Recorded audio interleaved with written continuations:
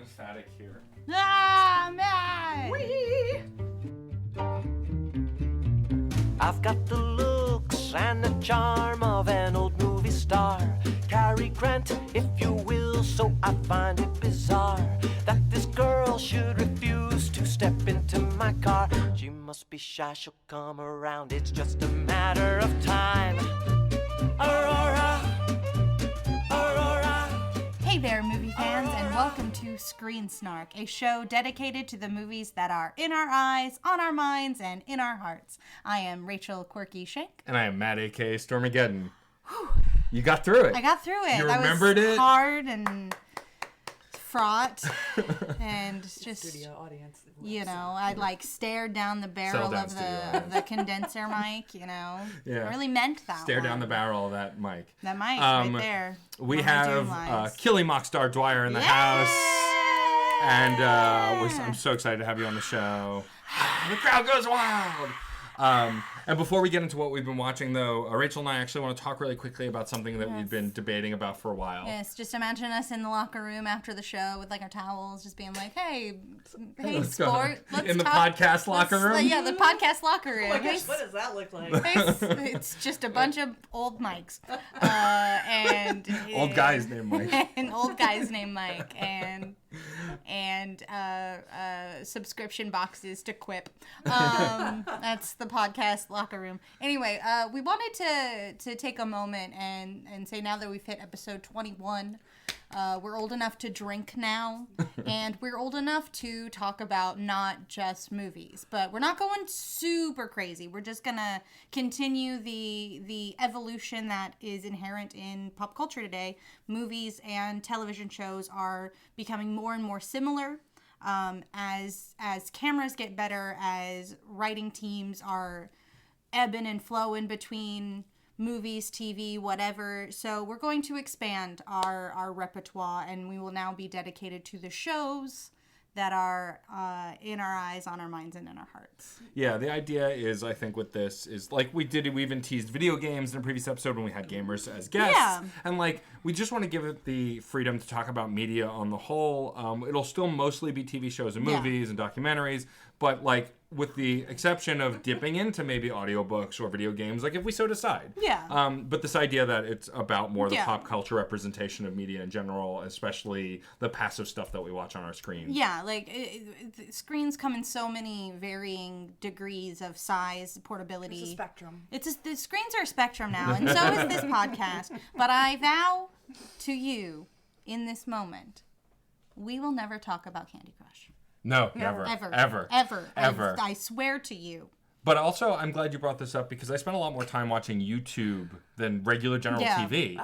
And the kids are all about you. I love YouTube. They're like, TV, ew. I've been obsessed with video essays, especially about film, with Lindsay Ellis, Patrick Willems, and a bunch of others. And so, like, because I watch so much more of that almost on a schedule like I used to watch TV, it just seemed important to kind of branch this out and talk about those different things. I spent today rewatching video essays by ContraPoints, you know. How could you not? Because what a fucking Chef's kiss. Like this tasty, sparkly trans Get it? Oscar Come on. Wilde. All right, there you go. I'm just vomiting love at ContraPoints and everything she says and does.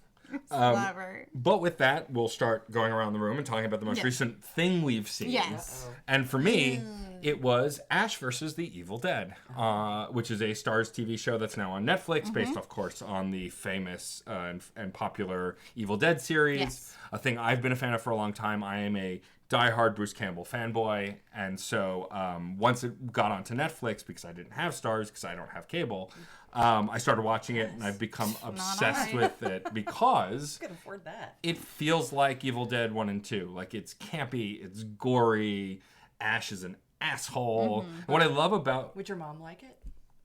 I don't know if she'd like the humor. Yeah, because of it. I feel it might go a little. I feel like I want to do that with everything now. Yeah. I feel like I always want to ask that question. Like, would Debbie Shank like this movie? I mean, it's a good question but to ask. I think we'll save it for upcoming mother-daughter project. There you go. But I haven't finished the whole series yet, but I've watched the first season and a half. I love it. What I love about it is that Ash as a character is still a chauvinistic pig who flirts with every woman he sees, but often gets kicked in the nuts for it, essentially, and like shot down for it. And I appreciate that. Also has a really diverse cast. Yeah. And also Lucy Lawless is in it, and she's amazing in everything. Yeah, she's the greatest. But I've been really enjoying it. I laugh a lot.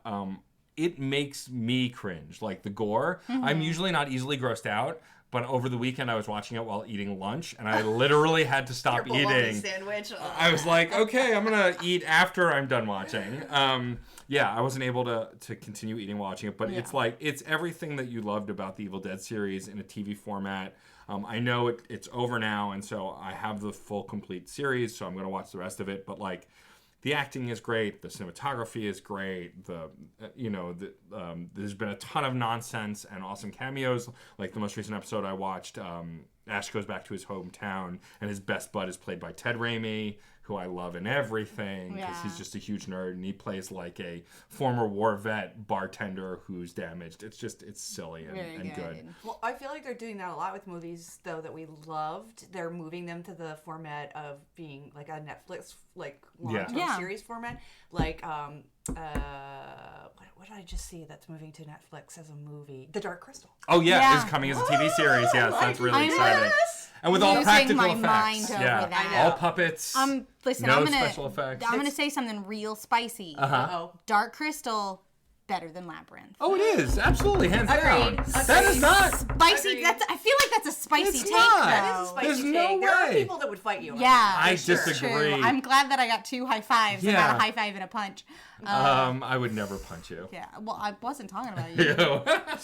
Killy gets down and dirty. That's true. Like a fun fight club. Yeah, it's kind true. Of No, thing. That's true. Lady Fight Club over here. But yeah, I'm excited for Dark Crystal. I love that movie, and like, while I don't think I needed backstory for it, I'm excited to see that universe get bigger. Yeah. Because it just always was so cool. Yeah. And could it be the beginning of what is it? What more can we do? You know? Right, exactly. Like, and how many other Muppets can we bring I to know, Netflix, the more right? Muppets, the merrier, I see. Yeah. Exactly. Yeah, I think everybody who saw the preview for it is like freaking I know everyone posted it. Well, because they're all around our age. Because that's who this is for. Totally. I mean, it's for kids now, too, I'm sure. It's going to be very kid-friendly, but, like, it's definitely for us. I was wondering, do you think I could watch that with my nephews? I mean, I have a 14-year-old nephew, so he'd probably be like, yeah, he'd be like, this isn't cool. I'm going to go play Fortnite. they're not doing the dab. I don't care. Listen to rap, and, like, whatever. And, but I think the younger, like the 11 maybe would be. Yeah. And then the 4, there's a 4-year-old. Yeah. Just tell him what you watch it. You watch it. But it's pretty dark, but I remember I remember the Skeksis being pretty creepy as a kid. They were I very was scared spooky. shitless of that. Yeah. I really Lord was. Chamberlain. Have you guys been to the Museum of the Moving Image? Not They have a Skeksis there. Oh my god. And I was so excited. It's beautiful. I'm sure. Oh, Of course. Yeah, I'm gonna have to do a full rewatch and get back into all that because I miss that world in general, and it was like. My dad. It was when my dad took us, and we had your feet are hanging over the skis. Sure. In the theater, and I mean, I'm older than you two, but I mean, we were really young when we saw it, so I don't know. Yeah. Take me there. Yeah, I like the idea that they're doing that with TV shows. And I think also why I latched on to Ash vs. the Evil Dead so much is I can't watch dramas right now. Like, the real world is depressing enough that I need some humor in my TV shows. And my ideal TV shows are actually stuff like Burn Notice or Lie to Me, like dramas that have comedy in it, like have funny situational stuff. And there isn't a ton of that that's really interesting to me. I tried watching Suits, and then it got really overdramatic, and I got bored. Yeah. Although I didn't realize that Gabriel Macht, who's the lead in Suits, was in the lead in the movie The Spirit until recently. It blew my mind that guy had a movie career that tanked clearly after The Spirit, which was awful. And so, but now he's the lead on this TV show, and he's super fabulous. Congratulations. But Remember when they used to say TV was like a secondary, if you're Oh, a TV, yeah. you're not like a Fallback great career. Movie actor. actors Now, and TV actors. There's no such thing. TV, they want to be on TV. So. Yeah. But yeah, so I loved I loved it so far. I haven't finished it, but I'm enjoying it. And I think my three word review for it would be Blood, Guts, and Deadites. That's 4 words technically, but we'll allow it. You know what? Say Gutsin. There we go. Blood, Guts, and Deadites. There you go. Blood, Guts, and Deadites. There you go. I'm here to help. Make up our own rules. Exactly. I'm just playing Calvin Ball with this podcast. But yeah, if you're a fan of the Evil Dead series and of Bruce Campbell, it's a slam dunk. Yeah, I watched the pilot and it was really fun. Yeah. I fell off because it's hard to commit the time to like TV. of course. Yeah. Literally, this is the only show I'm watching right now besides what you're going to talk about. Yeah. Honesty Hour, I haven't seen a movie since Detective Pikachu, so what up, internet? I'm really good at following through and commitments and stuff. But I will say I'm busy, and also I will say it was a much easier commitment to spend the weekend in my house, in my bed, watching the Amazon series Good Omens. Ooh. Yes. Ooh. So it's funny, I never read the book. I didn't either. I have a copy of it. And again, it was one of those, like, I started like a couple chapters and then life happened and I just like kept it on my shelf. I'm like, I'll read this eventually. I have about 30 of those books. Yeah, most of my shelf is those books. Yeah. Like, if there's a book I'll get to if there's a book on my shelf, I probably haven't read it because usually, like, after I read a book and I like engage with it, I'm like, and now go to the thrift store to someone else. So flaps away. Like a just bird. like flies to the nearest like. Put it in a gift bag. Buffalo Exchange. I don't know. Where do books go now?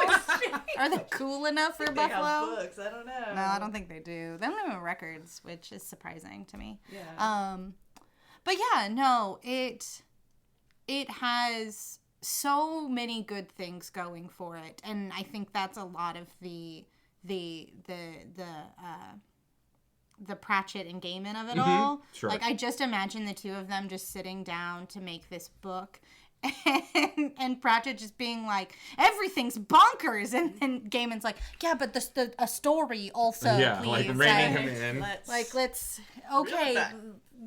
but like the dog is a hellhound. It's like, yeah, but he changes shape, and it's less. But why does he change? But why? What's happening? And just like that very like wonderful like mixture of the two of them almost makes this really good Douglas Adams cocktail. Oh yeah, totally. I felt that immediately. Super Douglas Adams. Well, especially with the TV show has the narration, which reminds me of Hitchhiker's Guide's movies and TV. Amazing. Frances McDormand as God. Are perfect. We kidding? How much more perfect can that be? Oh my Lord. The casting is brilliant for the whole show. Yeah, just like that's what made me interested in it. As a Gaiman fan but hasn't read Good Omens, seeing that the leads were David Tennant and Michael Sheen, I'm like, oh, okay, I'm in. Like, I didn't need more than that. No. And I'm 4 episodes in now, and I love it. Yeah. Have you finished it? I have finished it. Does it stick the landing? I think it does. Okay, enough. Cool. Based on stick a landing. Apparently, according. Remember when we went a little easier on people, like it was like you know. But I don't think the television didn't stick the landing. Okay. I think maybe the book is a little. Ooh. I mean, I don't know how much they've deviated from the book, obviously, but like it's not even rated because it's still on the I don't know, it's on the shelf. But I don't want to give it away, but like the ending for me felt a little like Harry Potter, and not in like a really good way. Okay. I'll see when I get to it. And like that's fine, but like it was a really cool ending, but it was kind of one of those weird moments of just like, okay, so that all right. We had so many choices for how this was gonna, but okay. But this is. But I'm glad. I'm glad. But I liked it. Yeah, it's super wonderful. My main complaint, because like the ending is fine, like that's the ending that it is, and it's well executed. Was the weird heteronormative romances? I found those a little strange and off-putting. I would agree. Like I would say that what's weird about them? They're just like. I gotta get into this. I haven't gotten into it, so. there's a gentleman character, he's an older guy, he plays like a witch hunter, and his neighbor next door, he thinks that she's a sex worker, and he just calls her like Jezebel and harlot and stuff.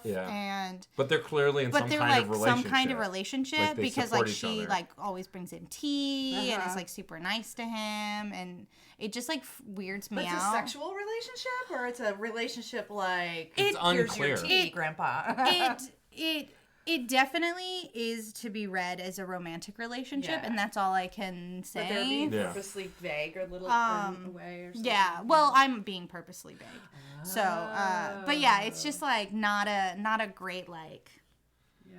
I mean, like, for me, the reason power set, I guess. Of just like this man is verbally abusive to you almost constantly. Please punch him in the dick, you know? And also the character played by Michael McKean is not a good person. Like, he's kind of a dick. And so it is an odd dynamic. And that fortune teller character is rad as hell. Yes, she is really like, awesome. she's so cool. She's so cool. Like, she's such a badass bitch, man. And I'm just like, do better. You can do better. I mean, I'm mostly watching the show for Aziraphale and and Crowley. Oh yeah, they're my favorite relationship. And their homosexual relationship is fabulous. Beautiful. It's just fabulous. Just like there's no subtext after like the second episode. It's just text. Like they clearly just love each other, and it's not even a big deal either. Yeah. And so when they fight, like there's weight to it. Yeah, but also I think it treads the line enough that it's not overtly saying it. That it's not like they're not making out or anything. But anyone who has like an idea of like how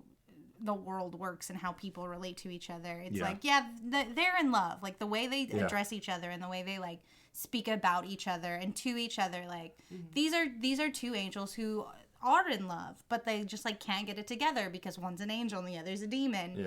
You know, and it's so sweet and wonderful, but also like not in your face so much that like. Do you think like that your there's grandma a lot would be like responsibility nowadays when the characters are having relationships that like they don't? It's funny because I don't want to go into A Star Is Born at all, but I had female friends that were really pissed off about their relationship and how it developed, and I was like, well, is it? Are they supposed to change the story because you don't like the way that she fell for him, even though he's kind of an asshole and drunk, you know? Musicians fall in love like that all the time. Yeah. Right. I mean, because they make music together and they think they're going to stay. And, you know, it is a powerful thing. It's just an interesting, I think we are holding just anybody, movie makers, book writers, you know, TV creators, you know, much more accountable. But then again, you know, you need to see these other relationships because they exist in the world.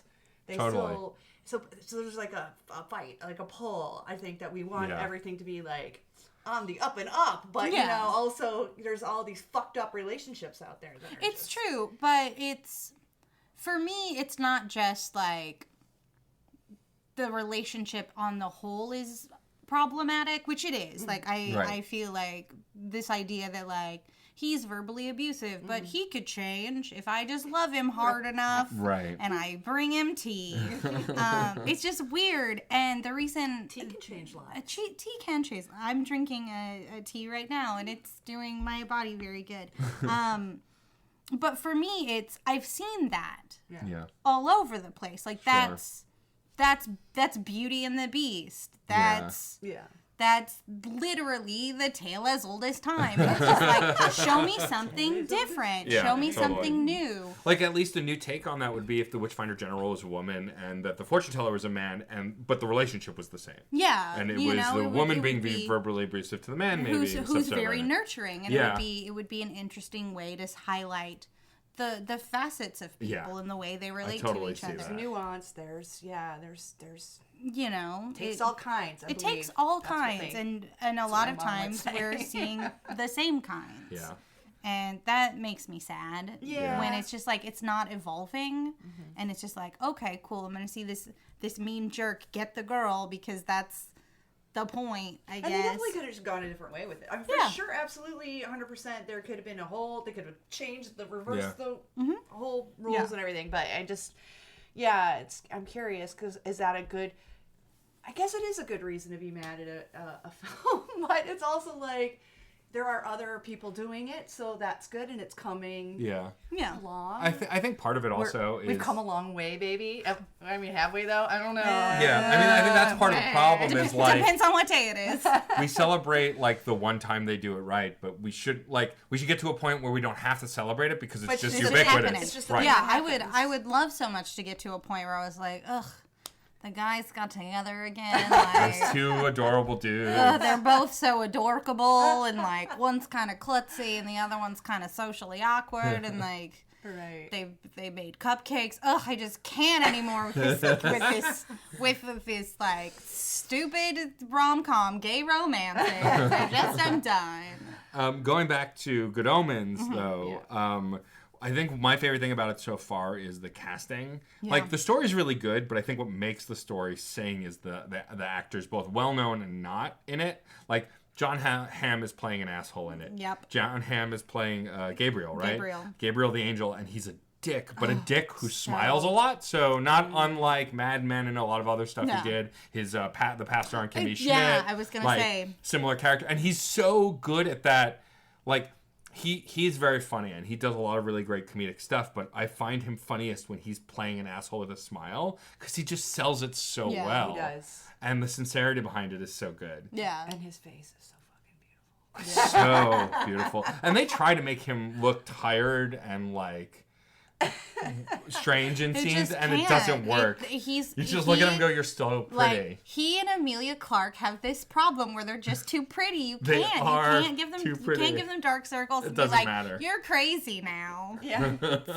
You're still so pretty though. Like, I just want to brush your hair. John Hamm and Emilia Clarke. Can I brush either of your hair? Both of their hair. At the same time. One hand. Hairbrush in each hand. Give them the old double brush. Ambrush dexterous. I can see this happening. I think you should just type up a quick email. Yes, shoot him an email. Let's get this done. Excuse me, Miss Clarke, Mr. Hamm. May I brush your hair, please? How would you... I'm rewatching Mad Men, so I'm, You're in that space. In the space. I still haven't watched it. I need to. I really need to. I haven't finished it. Yeah. Because when I started binging it, that last season wasn't available on Netflix. Oh, yeah. So it was like, I guess... good way to rewatch, though, because then you have to watch the end. Go through the, Yeah, I've heard good things. It's one of those shows that, like, I've seen clips of, and, like, it looks really good, and it's on the list with, like, 1,000 other things. Totally. We don't have time for everything. We gotta clone ourselves. So right? Just so we can consume everything? We gotta send our clones to space. Exactly. What would be your 3-word review of Good Omens? Good Omens in 3 words. Oof. I know, it's a lot to sum up in 3 words. Oh, man. I believe in you. You can do this. I know I can. It's hard, though. That's hard, 3 words. That's why we do it. Yeah, I usually just am, like, goofy about it, and I would say something stupid like, ship it hard. But I'm gonna try and really, like, pick 3 words that,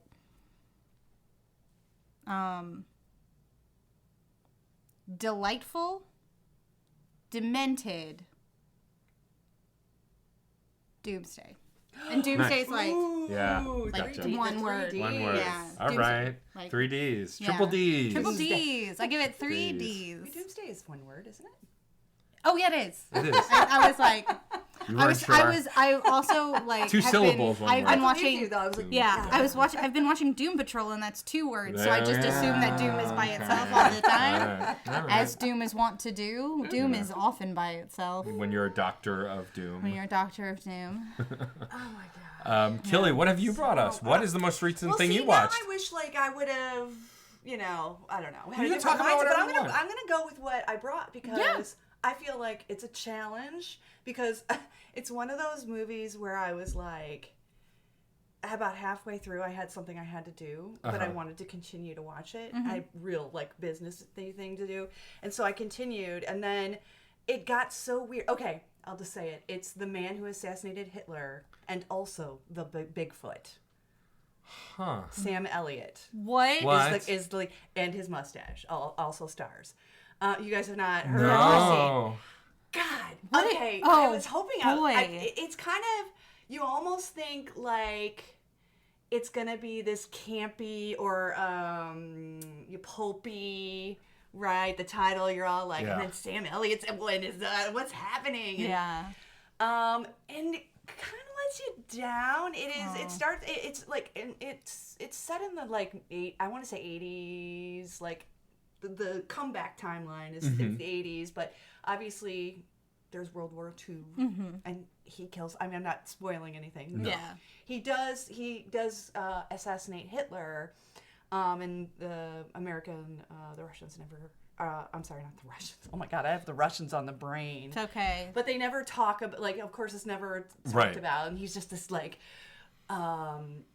amazing underground kind of guy, and then he retires into his life. But there's also a weird love story. He leaves this woman before the war. They like get together, and looks like it's gonna happen, and then he leaves to go assassinate Hitler. So that's never really tied up. I don't know. I think she dies while he's away, or anyway, or he can't stand to love her when he comes back because he feels like this guilt for shooting Hitler, sort of like he never wanted to shoot Hitler, but he had it coming. And then I'm trying to do my Sam Elliott, but Sam Elliott's a hard guy to capture.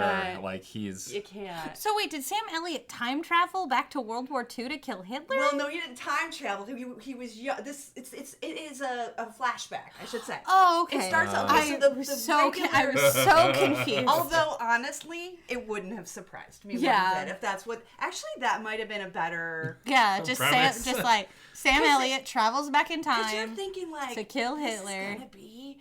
And then he's just chilling with his dog in like the small town, right? And that's my favorite part of the whole movie is him and his dog in the living room, or him at the bar, and this like humdrum kind of nobody knows who he is kind of thing. And then like the Canadian government like approaches him, and they're like out of like the blue, they're like, there's a deadly plague. And it can kill everyone on the planet. And you're one of the only people we know who is immune to this plague. Okay.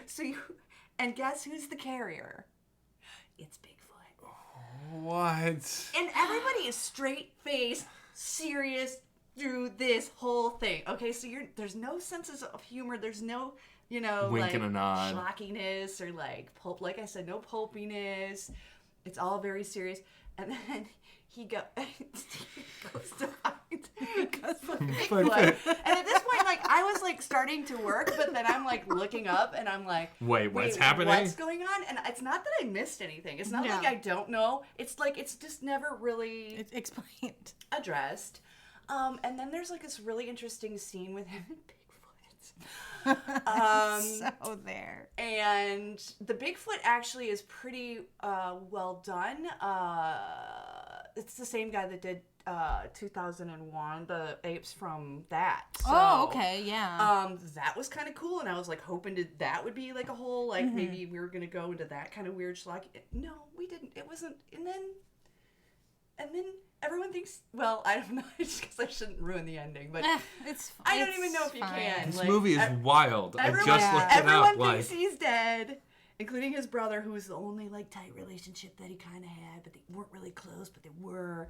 And then like suddenly he shows up, and they go on a boating adventure, and they're fishing at the end, and I mean, I would watch this just for Sam Elliott and his mustache because his mustache is a star. I love Sam Elliott because no matter what he's in, he's Sam Elliott. Like so when he shows up in Parks and Rec as the other Ron, he's like so just Sam Elliott. Like I love him in everything he's in. And he he does the whole thing. Like it's an adventure action. There's a lot of like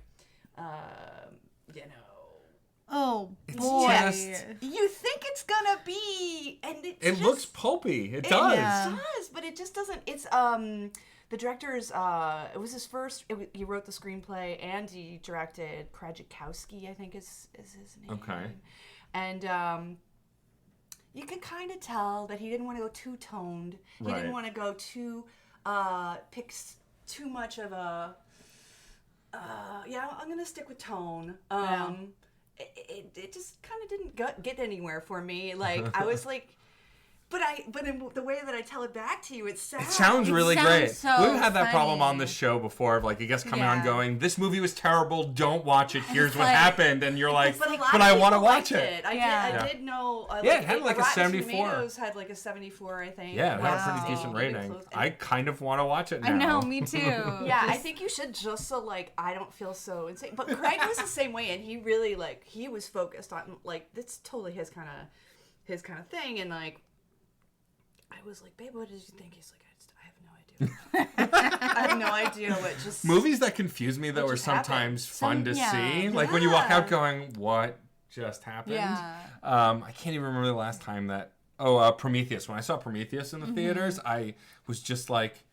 Did I really just, like, was this an alien movie? What happened? Where what happened? Where are we? Why you no run serpentine? Well, the great part is, well, great and also not so great, because this keeps me from going to movies a lot, is that we have a huge movie screen in our apartment. Yeah.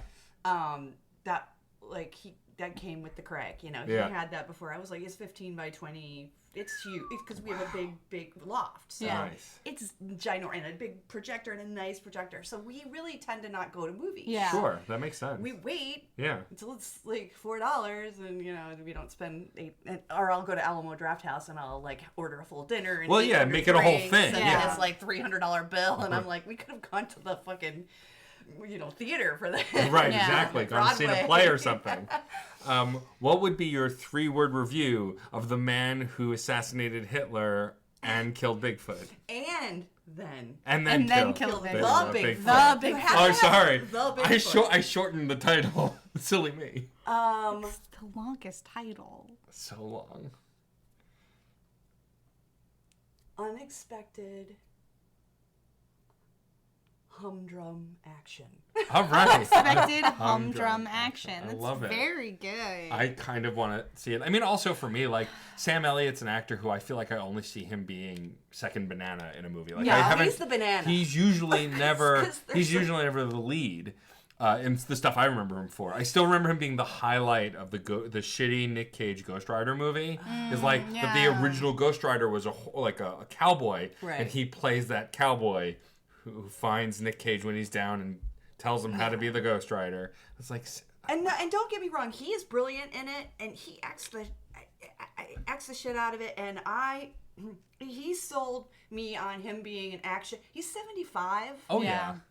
I believed like that he was a hardcore, guy that the government only trusted him, and right. He was immune to this whatever random plague after he's already killed Hitler. Like, as far as I know, hadn't killed anyone yet. I don't know. That's amazing. Once you watch it, let me know. We will. I missed the whole. I mean, it's not. Again, that's what happens sometimes though when you watch things at home or when you get sidetracked. You go to your phone and you look at, all of a sudden you're on Facebook, and then you're like, wait a second, what happened? What happened here? But I'm thrilled that I can sit in my house and watch these movies. That's awesome. I do, and I get my SAG screener. I'm in SAG, so I'll get my SAG screeners, and that's a special time. Sure. I mean, I pretty much will bang them out then, and do them all on the screen. A lot of times I'm so lazy though, I just won't even get out of bed, which is up just up the stairs. It's literally in the same room. I'm like, let's just watch it on our TV. It's fine. We're here. Let's just watch it here. It's like we have a fucking movie screen downstairs. Yeah. Yeah, my spouse is hard. My spouse is an actress, and so she gets the SAG screeners too, and like she'll burn through them just to she can vote smart, and like I'll try and sit with her through them.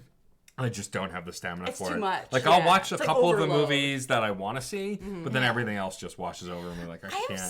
I have such a weird, visceral, memory about screeners, because when I first moved to New York, I made friends with someone who's an assistant for a member of SAG. Like, I think he was, an editor or something, so he got all the screeners, and, he'd watch them and, pass them on to her. And the first screener I ever watched was We Need to Talk About Kevin, and I was just like, oh no, what is happening?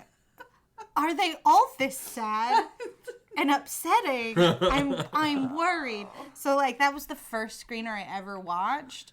God, When was that? That was like 2012 maybe. Yeah, something like that. But it was just this strange That's moment. rough. It's like, I don't think I even watch movies anymore. That's so like Oscar-y though. They're like, Yeah. let's find that, the one that actors, people in Hollywood love this movie, know, and then everyone outside is kind of like, what happened? Why? Well, yeah, that was like this past year with Green Book, and everyone's like, what? Especially considering with Moonlight the year or two before and Hidden Figures both being way stronger movies. So good. It was weird. It was so weird. It was an odd situation. It was odd. I didn't hate it. No. Just let it. I just kept didn't shaking see my what head a lot during it. A lot of head shaking, Yeah. and it was like trying to be too much. Yeah. Too many things are happening, but and it was a little, I don't know. It was almost like one of those movies that they make so that there's an Oscar. Right. Well, that's what it felt like. Yeah. Absolutely. Yeah. It's just. Let's create this, white savior character who can help this one black man He's become. a cranky guy. it's person. He's driving him, and it's all the things. This Oscar movie solved racism. Hooray! Green Book. Everybody celebrating the streets. So Killy, the incredible Killy Dwyer, thank you for being on our show. I could have assassinated Hitler and the Bigfoot. I believe it. Yeah. But you're too busy writing awesome comedy music and putting on a one-woman show. Oh, and looking forward to spending the 6 months starting in November out in LA. Yeah. Oh, awesome. I'm going to be officially bi-coastal. So Very cool. I Do you mean, have Happy Pride. Happy Pride, Congratulations on your bi-coastal. bi-coastal. For coming out as bi-coastal. Coming out as bi-coastal. That joke brought to you by Rachel Shanks. I What liked the it. fuck? Thank you. That's a keeper Yeah. right there. So it's a lot of things are happening, and That's I'm trying awesome. to figure out what I'm going to do next. And I'm getting back into I got my headshots done, and I'm like, there was this long period of time where I was doing commercials and I was doing well. I actually made 8 national commercials. I had money, and I was like, I was auditioning for 30 Rock, and I was on Comedy Central, and I was like, and then I was like, no, I want to be an artist. I didn't give up that life. It's somewhere right around that time, my agents also kind of switched on me a little bit. They were like, maybe this isn't working anymore. And I'm like, I've made you a shit ton of money. But also, you know what? Yeah, fuck you. I want to go do my own thing and make my way in the art world. So it was it seemed to happen right around the same time. And so that's kind of what I've been doing. And now I'm like, you know what? I want to go back to making money. There you go. That's then legit. I can actually do more art and, not have to rely on Patreon or a million other things nice on the people internet. who want to give me money. But there is this, I remind me at the end, but there's this, $5 million they're giving out to female women. Female women. Female women. Identify for as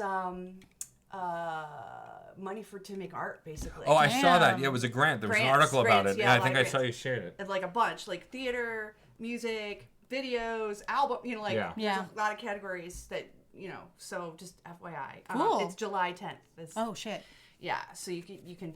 But you So get on that, Rachel. Get on that it. money. Well, yeah, exactly. I'm like, God, there's enough money to go around. Let's do this thing, Yeah. And So are you going to LA for a specific project, or to just see what you can drum up? I have been saying I did live in LA for about 8 months. About I'm gonna say 13-ish years ago, 14 years ago.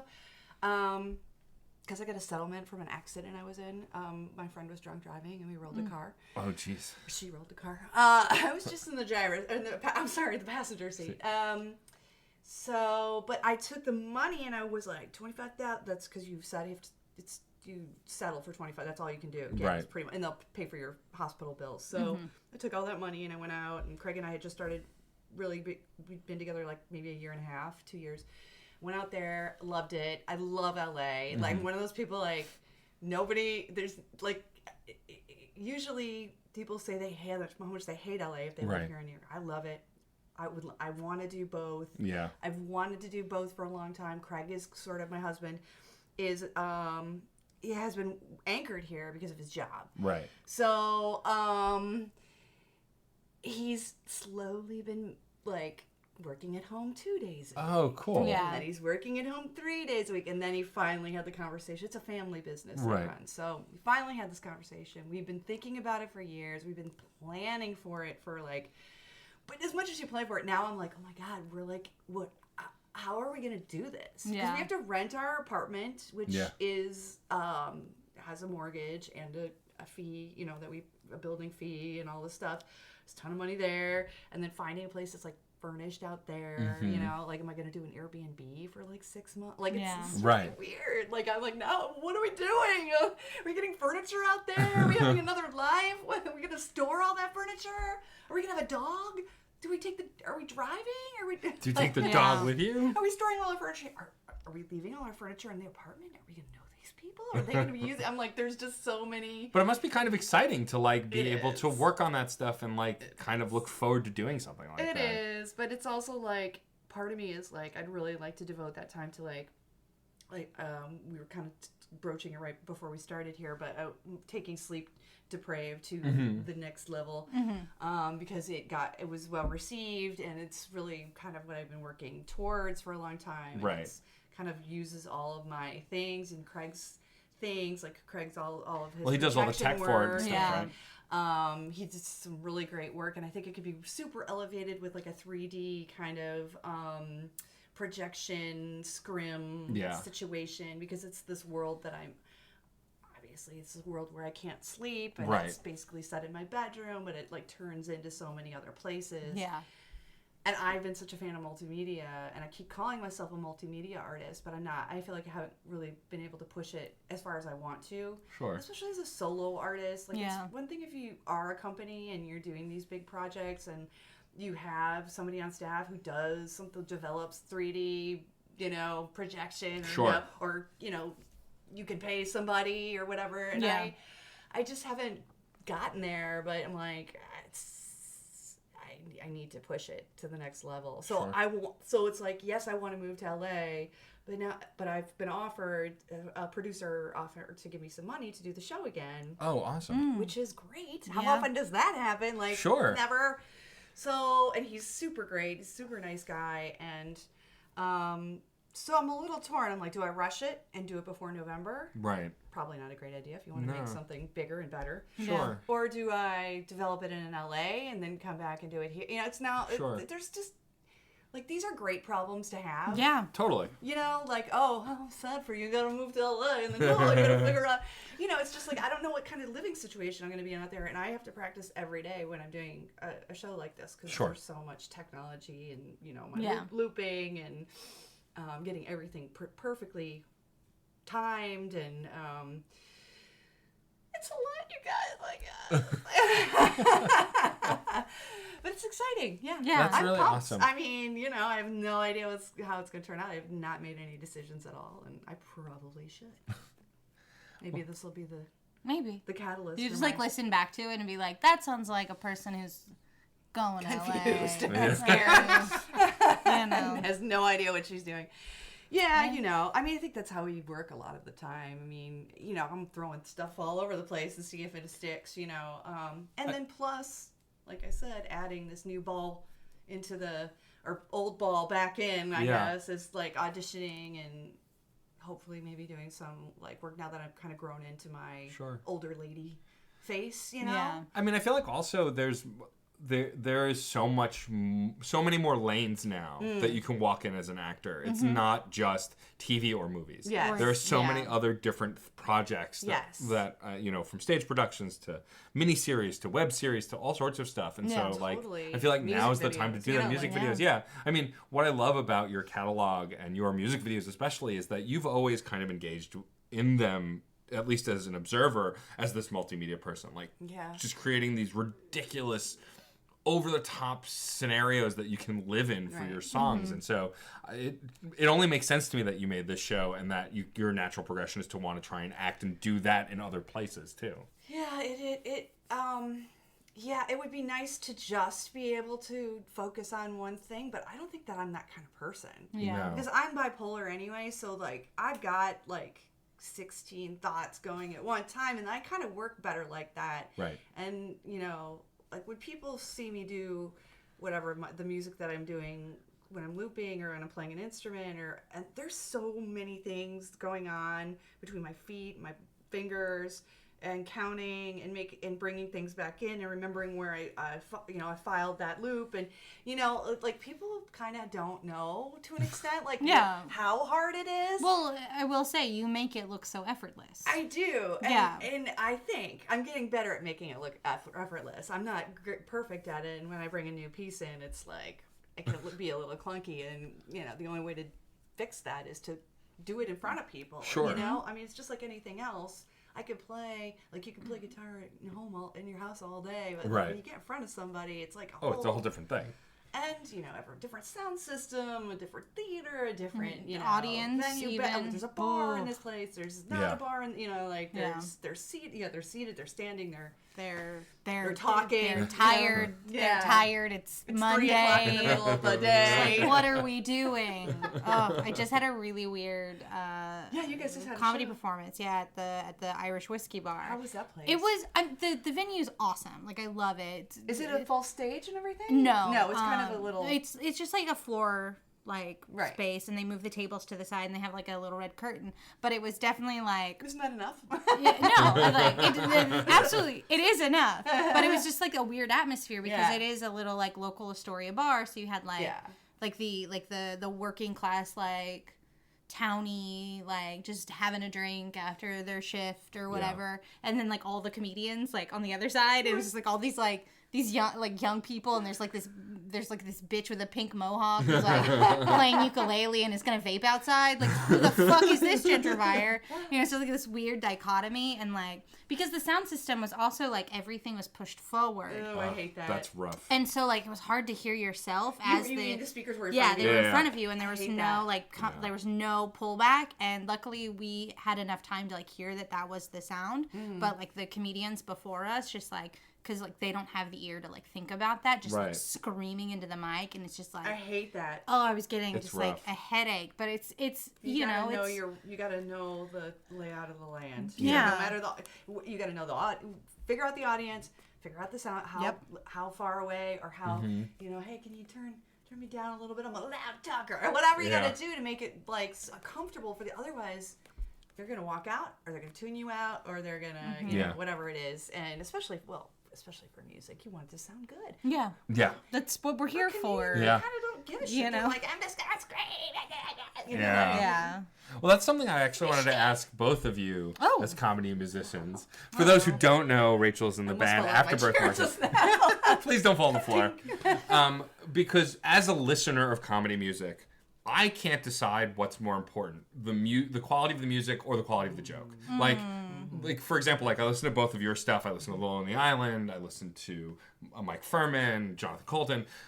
My brain is almost in a fight as a music nerd. Like, do I care about the punchline or do I care about the music? When you're writing that kind of music, does one win out over the other? I mean, obviously the goal is for both to be great, but like, does something come first when you're writing music? For me, it's always jokes. It's always the jokes always first. Jokes. Like the jokes they're the first music. Right. Like when you get that music right, the other music will follow. Okay. Like once you have that idea and that punchline, like for instance, Afterbirth Monkey does a live stream every week on Facebook and on Instagram now. And like we're writing songs on the live stream, and yesterday's was did you do one yesterday? We did one yesterday. Okay. It's okay. I'll have to find it. Yeah, every Wednesday now. We switched it from Tuesdays to Wednesdays. Okay. But the idea came up of like this tiny infant robber, and I was like, oh, like a badass baby bandit, and like that ba ba ba ba ba was so good, and it like informed the music of the song, you know. So it was like, here's this funny joke, this like rhythmic badass baby bandit, and it like had this like chugging sound, just saying it, badass baby bandit, and it's now like this Johnny Cash, Boy Named Sue kind of like walking bass, you know. It really like if and that's just sort of like Afterbirth Monkey's process, you know, like we'll find that joke and then the music will follow. Right. Yeah, I agree. Yeah. I agree. I always write lyrics first. Always. Yeah, it's, because, like, you can always change the chords, but it's hard to, like, amend the joke. Sure. That makes sense. After the fact. And and we make our jokes rhyme, too. It's Hello. true. Hello, McFly. Next level shit, man. Okay. There you go. Stand up. You can do that, huh? You try and rhyme bank vaults. You try and make it funny. This is why I'm a listener and not a creator of comedy. Anything. Yeah, because I will say it also is informed by. I've done a lot of musical improv. I've studied at the Magnet, and one of the important things about You're good at it. Thank too. you You're so great much. at it.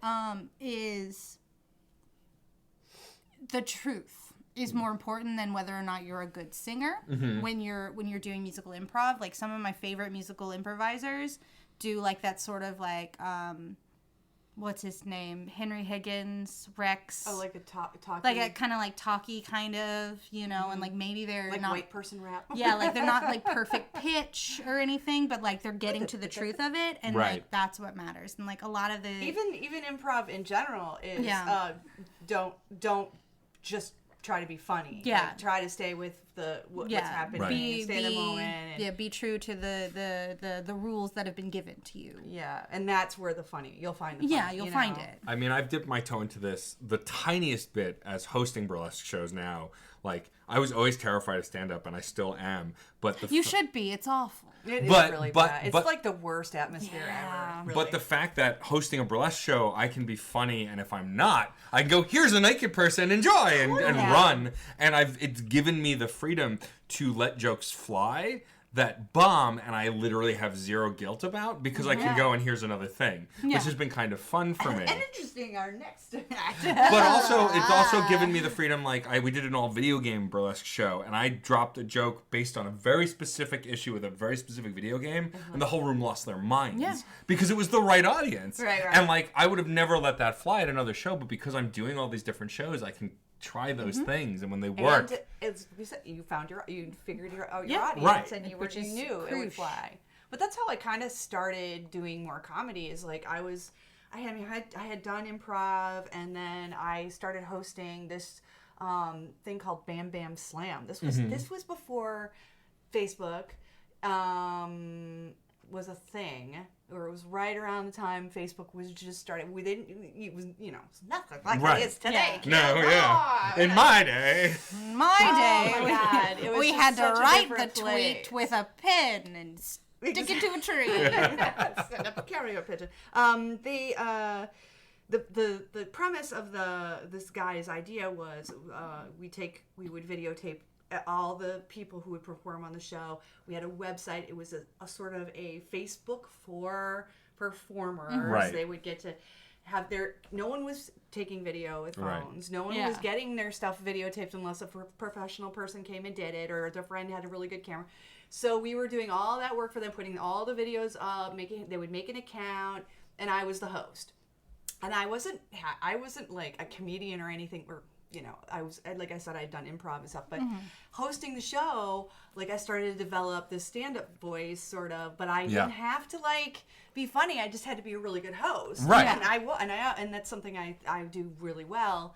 And so it was a great way to develop those, but also to figure out, like, I was like, I do not want to do stand-up. No, yeah. No. I look back at some of that writing, and I'm like, oh, Jesus. Yeah. Oh, we all look dear. have problematic stuff from our past. We all do. Yeah. We all did it. My favorite meme that's going around is, have you seen Avengers Endgame? I have not. Okay, then I'm not gonna ruin it, but it's I'm not gonna spoil it. But it's based on a character from Avengers, and it's like two sides of the same coin, and it's like me at 3 a.m. remembering all the problematic shit I've done in my past. And it's like, yeah, okay. I get that. Yeah, I get this idea. Yes. But yeah. And you're up in your brain. It's like, just man. like, what did I do now? Why did I do that? How do I get back? I have stuff I've had to retire, and it's, for sure. And in fact, I especially, like, now that I'm paring down the stuff in my apartment, I used to wear really outlandish costumes. Not that I don't kind of still dress up, because I believe costume is a part of being a performance artist. Yeah, absolutely. And, but I had this coat, I called it my fuck coat, and it was this red and black leopard full length coat with this like really kind of disgusting fake fur collar, black fake fur collar that stood way up, and I developed this character called Fuck, and she had an album called Fuck, and she, you know, the hit song was called Fuck. It was called Bleep on the radio, but the radio edit, and she was on her world tour, Fuck the World Tour, and I would come, and she was like this British, you know, crazy, you know, but her backup dancers were always had partied the night before and were in the drunk tank. So I would get two people from the audience to come up and be your dancers. And be my backup dancers. But luckily enough, I had, you know, these cards that had their dances. The backup dancers had made the cards. All the moves were on there. So you don't have to make anything up. Here's your... And I'd hand it to them, and they were sex cards. They were sex position cards. Yes, I remember and I would this like, bit. and hit it! And this like started, and then I'm like, I'm doing and dance! And like, it was them like, you know, basically having to like fuck each other. So good.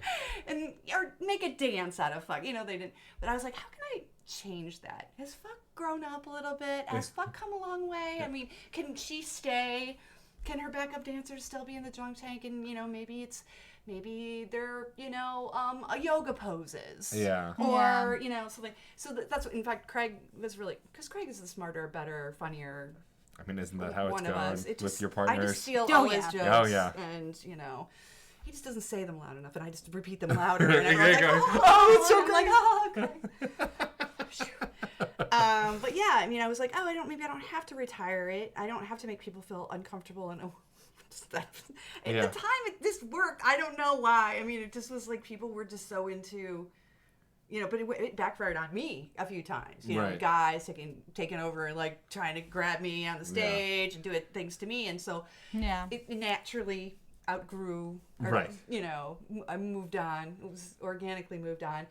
But I was like, I want to bring fuck back, and I want to change her up a little bit, and like, you know, she's 2019 now, and she's woke, you know, and exactly, or whatever. I don't know how she'll change, but you know, it's interesting to like look back at those things that you do, and you know, say goodbye. Yeah. You're like, I'm gonna throw that. So I didn't throw the coat out. It's still Craig's like, let's throw the fucking coat out. You don't have, you know, the tutus. I did throw all but 2 tutus away. Oh, 2 tutus. Well, I donated them. I donated everything, but I mean, because I mean, when you have as many tutus, a person without clothing doesn't need a tutu. It's true. Like, I don't know. Maybe a job interview, maybe it requires a tutu. You know, if you want to do a job that requires you to wear a tutu, you should dress for the job that you want, not the job that you have. Exactly. Thank you.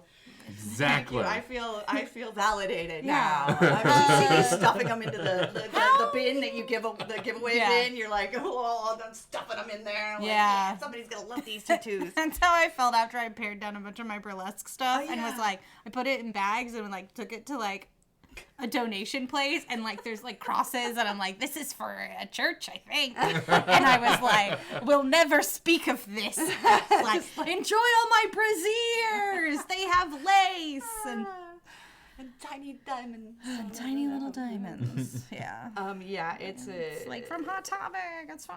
But it also keeps you moving. To the next thing, and like gives you what are you doing now? Are you really going to repeat yourself forever? I mean, I mean, they're the classics. We know the classics, and people a lot of the times are like, play the hits, you know, like sure. But you know, they're also really open when something new comes along. And I've been doing like more serious, forward stuff, straightforward, I guess. It's not straightforward. Nothing I do is straightforward, but you know.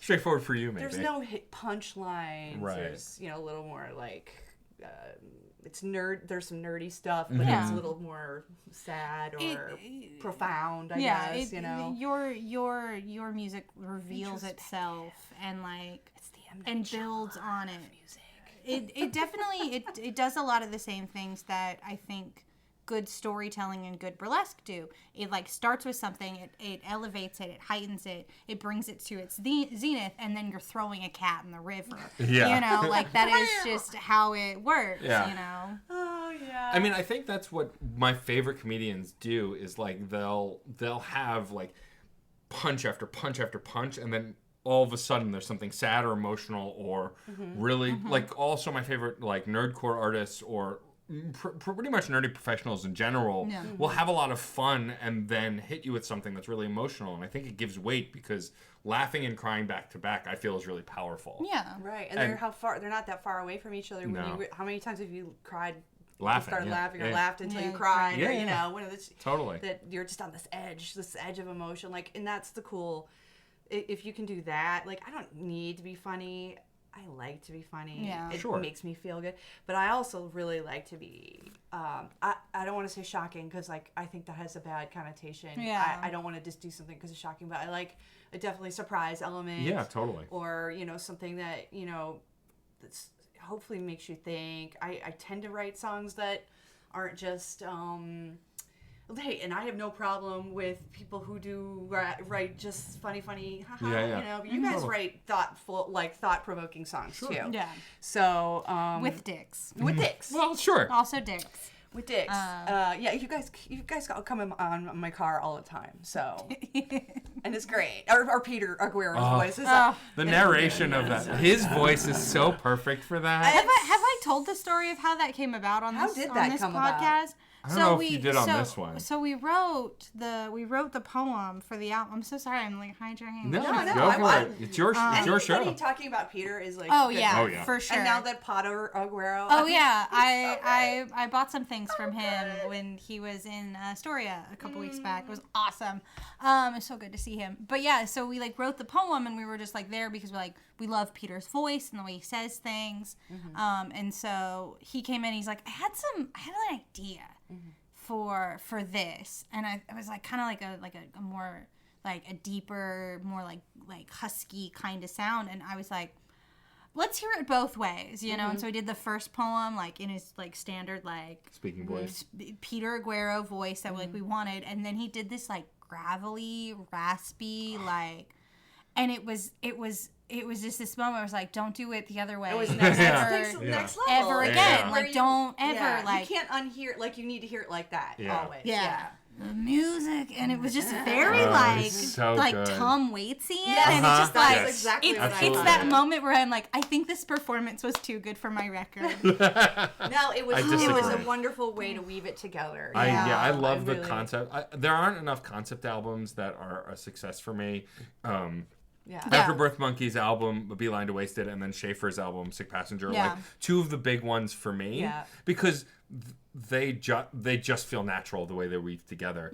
And also, you can remove the narrative and they still functionally work as an album. Yeah. And Oh, that's what I absolutely. really love. I love that I record. want to write a concept album about concept albums. I love that idea. Yes. Oh, I keep please banging do this. it. I'm sorry. No, it's Yes. fine. Please Like, do that. I have to bang my fists always. Yeah, I really thought like for a long time I was like that would be really. I'm kind of not even sure how that would go, but like it's a thing that I've said. Like a concept album about an artist writing a concept album, maybe, or something Yeah. like that would be really, It's really so very meta and great. There's like a lot of shit going on. But there's inherent callbacks comedy and, in that. Yeah, totally. Yeah. Leitmotif even, some like real like German ass stuff. But yeah, I think getting back to saying, what do we do in the past and like how do we move forward and like that putting things together that we're good at and that developing the show Back to Sleep Depraved, that would be, where do I go with it? And it's always like I want more technology because I never really was a tech person, but then I married Craig and it was just it was this natural next step for my life. Like I now, I really let him take care of everything. I'm like, babe, my phone needs an upgrade, or like update, or he keeps telling me to update. He's like, he's just put the fucking button. But it makes him feel like good, and he loves to do that stuff. And he's just very, especially with my work. I think he's just very he's very in tune to what I'm feeling. And I've been an insomniac for as long as I've been with him or longer, and so he's been through these terrible times when I can't sleep and how horrible it gets, and and then finding the funny moments, but also like there's a lot of really sad, dark. It's got a very dark ending. Right. So I'll say that, which is like a first time for one of my solo shows. It's like my third or how many solo shows have I had?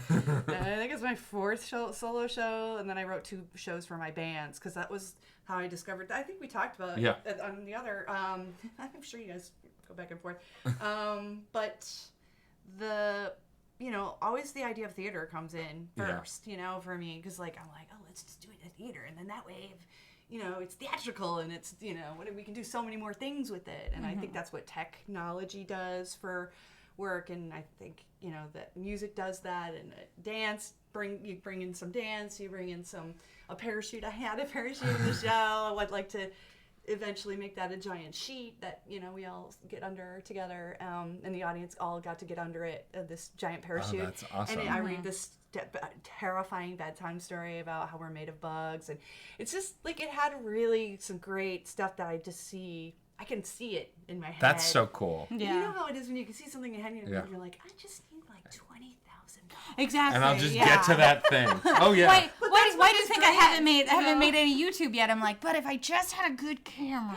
Yeah, it's literally. And if I just had some lav mics, and I just. Have you guys done a Kickstarter yet? Or we did a Kickstarter for the album. You did do a Kickstarter we did. For that. Yeah, we did that. See, I forgot. So it's not like you can't do another Kickstarter. It's true, but this would just be for me. A lot of people do them for every album. Yeah. They do.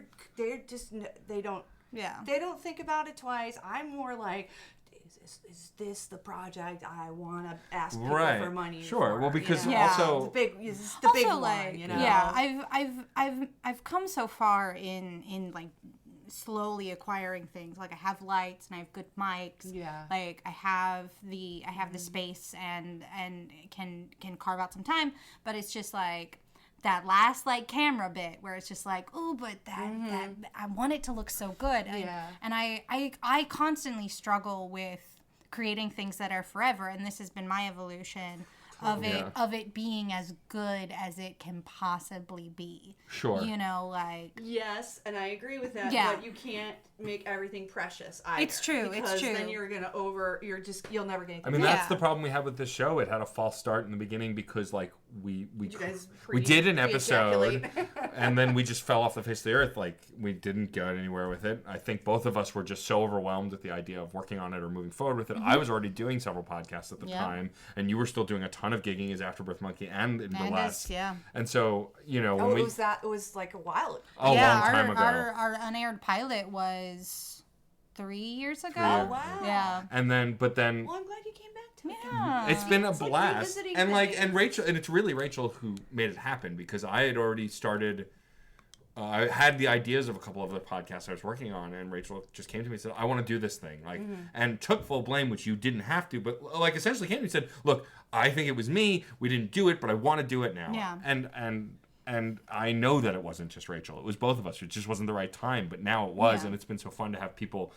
But I go through that too. Doing 4 different podcasts, when I release an episode, it's well, there it is. Yeah. It could be terrible, but there it is. I will say, doing the podcasts and starting to do live streaming stuff, it gives an outlet to be this is okay if it's not perfect. Yep. It's just a thing that I'm putting in the world. And it's gonna it's not the end of the world that it's in the world. And you know what I mean? Yeah. If you're creating, everything informs everything else. Yeah, totally. The things that I've learned talking about Marvel movies translate to how to view media. The things we do here to talk to each other inform how I behave with Mark, and thinking about impact and stuff, and you're just forever moving forward. Also, I want to say on that, this is what happens when 3 podcasts radio hosts get together. We're just tell me about you, and then it's but I want to hear about you, and it's just we're all interviewing each other. It's so fun. Calling it a live. Well, I mean, it is. It is live. It is a live radio show. It is on a radio We are station. alive. Yeah.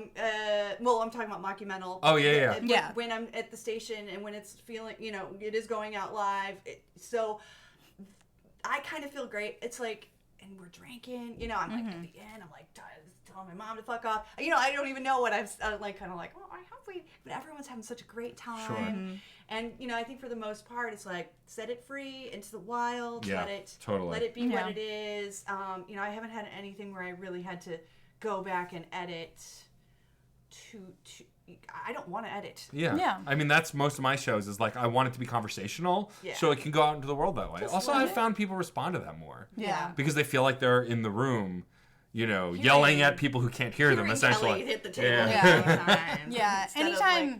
Anytime I have to edit anything on this show, which is super rare, like it is a very unlikely thing, I try and find the cut that is the most like conversational. I'll like keep an in when I'm making that cut. So it's like we're talking about this, and then you know like my phone goes off or something, which has only happened once. Only once. Only that once. They know of. That you'll never know, and then like you bring it back. They're in the room with you. That's the thing that happens in the room when you're having a conversation. Our phones go off, and like it's not the end of the world, and it's but it's true. I mean, there is a two or probably more faceted, like you know, there's the performer who wants to be in a live situation for an audience. There's the performer that wants to make a beautiful video that'll stand the test of time. Sure. And then there's, you know, this other special place where it's somewhere in between. You're, you know, in a podcast or you know, making something that's live with your live video or whatever that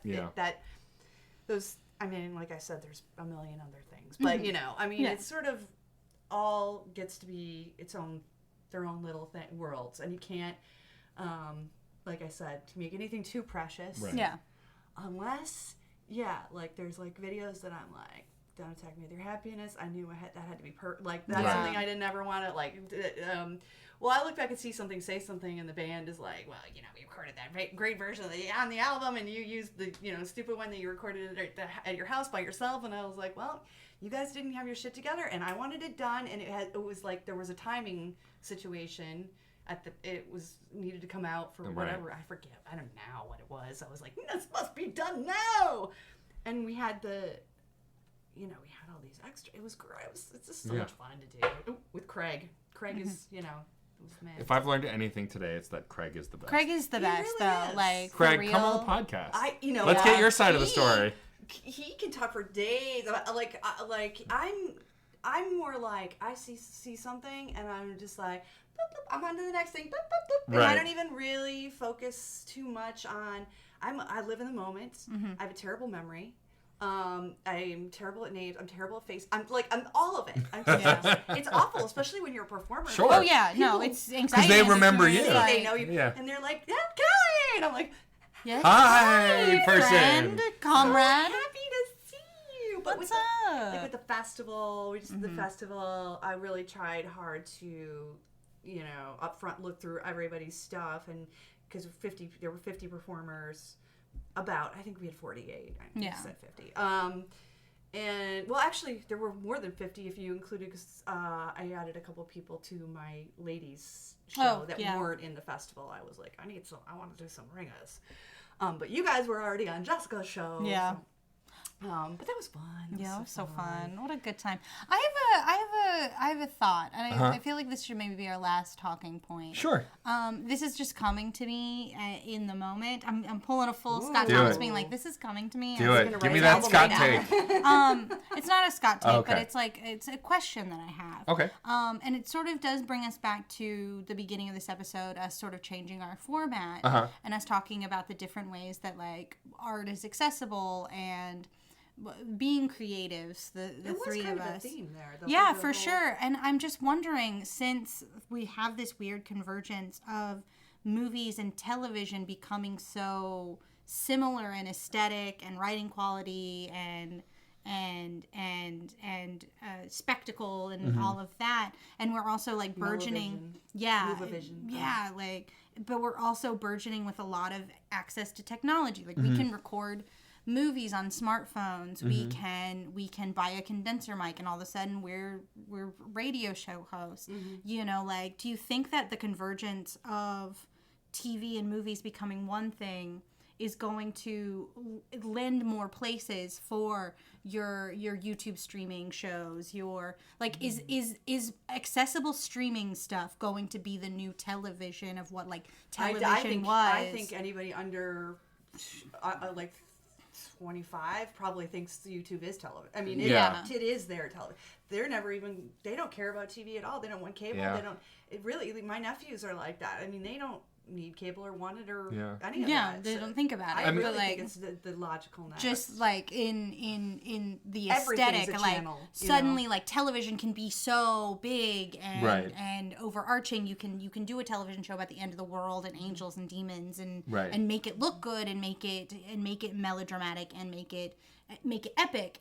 But then you're watching sort of like soap operas start to die because no one is really interested in like that kind of aesthetic or that form of storytelling, because all of a sudden you have vloggers who are living their lives in front of you, and like even they're creating this false sense of like authenticity, like they are playing versions of themselves for the camera like a soap opera would, but it is their life. It's like this is happening in my head. It is, and it's been happening. It happened with the music industry. I mean, think about like how everything just constantly changes, and some way it'll find its way. But I remember them saying, I mean, I remember talking about this a long time ago, but that just that everything will be a channel, and everybody it'll be so specific to just a specific type of person. I don't know how to monetize, like how that's gonna. Other than obviously advertising is always going to be part of it, or if I really love Netflix and I'm going to pay the money to have it. It's just it is already kind of overwhelming, and there are a lot of things that I want to see that I don't ever get to see because by the time like I do have them on my list, I'm like, but The Handmaid's Tale's back tonight, and Black Mirror's on, and like I'm overwhelmed. Yeah. Well, I felt like that for a while. And I want a life too, Right. and make my own work. On my video game podcast, I talk about when we did our year in review, over 200 video games came out last year. And I kept a running list of all the new games I played. I played 30 of them. Right. Yeah. Whereas as a that kid... That sounds like a lie. That sounds like... Yeah, and like when I was a kid, I also would replay the same 5 games over and over again because it's what I had. Yeah. And like my favorite games, like there are RPGs I grew up with that I love playing over and over again.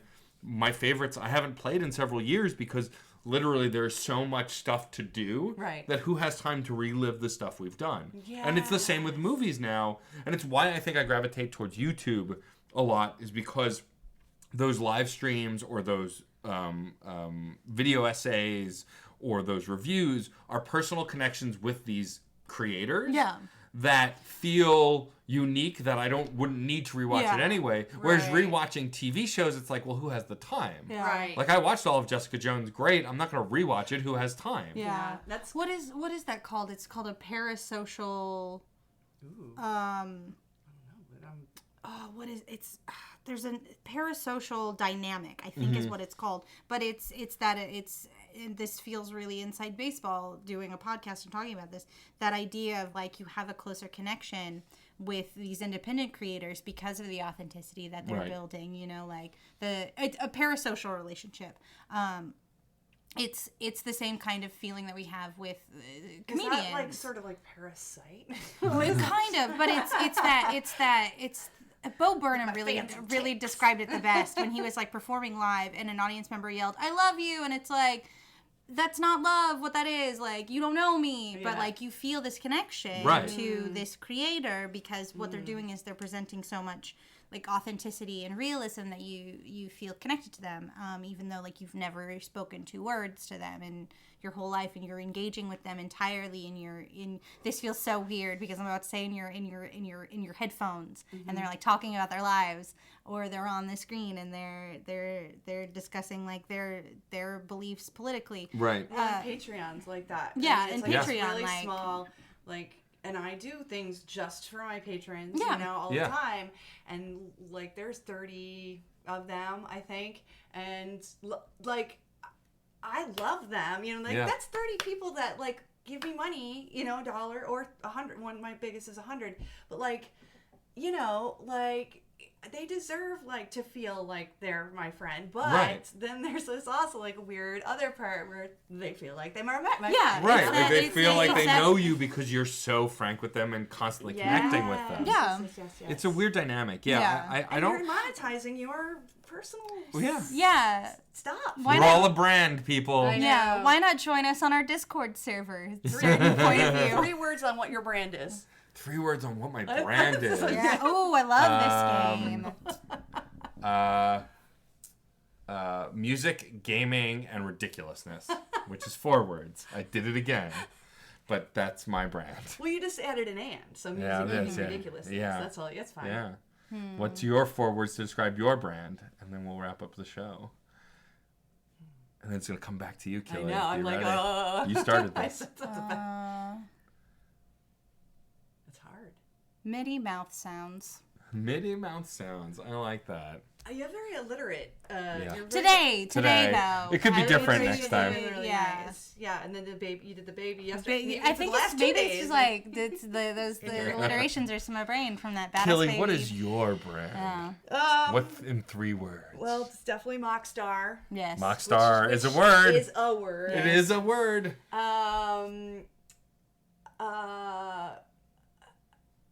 God.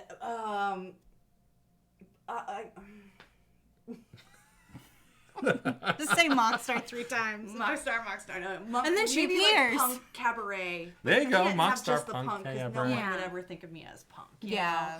You almost have to have, but all 3 together feel good. That feels good. Yeah. All You right. don't have to have just one. No. You get 3. And sometimes 4. And sometimes 4. Why not? Live your life. Let's do it. No rules. Just right. Killy, thank you for being on the show. Yeah, This for is a having blast. We've got one more question for you. Before we get to that, we have some thank yous. Thank you so much to John Presnell for the use of the song Aurora off the album Fair Game featuring Stefan Remble. Thank you to Katie Bug for our incredible logo. We love it. It's so good. I just printed out the logo and I put it above my computer with like the Infinity Podcast and Afterbirth Monkey and the album and a pride flag because I just needed like some inspiration and some goodness at my desk. Yeah, it's really good. So it's on my desk now and I look at it. And I will look at it every day. Every day. My vision board. My vision board of just like, this is why you do your day job, so you can pay to do these things. Like when Homer Yeah. has the do it for her. Yeah. The do it for her. Like you'll never, or whatever, you'll never. Yeah. I'm sorry, I'm interrupting. But No, that was the end of my thought. Totally It was worth like, also, of course, if you're listening right now, please rate and review. Yeah. Facebook, iTunes, pretty much anywhere you listen to podcasts. Just take out a piece of paper, write the name of this show and why you like it, and nail it to a tree. There you go. We're just We'll gonna see tweet it old school. There you go. know? And of course, go full. What was it? Anything you got. Martin. Go full Martin Luther on it. There you go. Nail it to every. That joke was for one listener. It was for. Yeah. It was And for our Killy. guest. It was for Killy. You can, of course, join the conversation on our Discord server, which you can find on certainpov.com, along with a ton of other awesome podcasts that we've both been guests on. Yeah. Go check that out. Scruffy Nerf Herders, the actual play D&D podcast. We took over Real Movie News and Reviews at one point. Yeah, we did. We've both been on Another Pass with Another Case Aiken. Pass. All sorts of stuff. So yeah, go check that out. Men of Steel. Men of Steel, a Superman podcast that neither of us have been on yet. I haven't even listened to it, There but you I'm go. gonna plug it. You should listen to it. But yeah, check that stuff out. You were there. And you write a Martin Luther note and you put it on my door. Tell me what you think. Exactly. Your address. There you No, go. I'm just kidding. Oh gosh. No. Let me dox myself. about No, personal. please don't. Just send God. it to Rachel on Yeah, Twitter. on the Discord. It's fine. Rachel, will you please ask Killy our final question that we ask every guest? Killy. In a world of storytelling for film and for television, I'm gonna make that adjustment now. There are many recurring things that one will see. We in the biz call them a trope.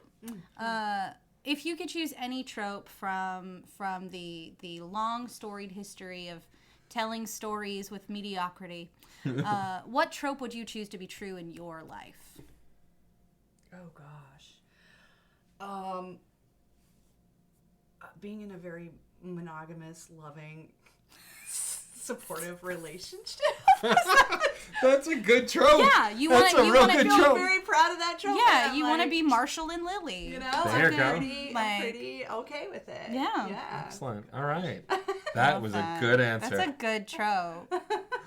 It's so funny with like the answers that happen. Like my Oh my mom's like, God, I I love- want lots of guns. And then Gilly's like, I want a loving, supportive relationship.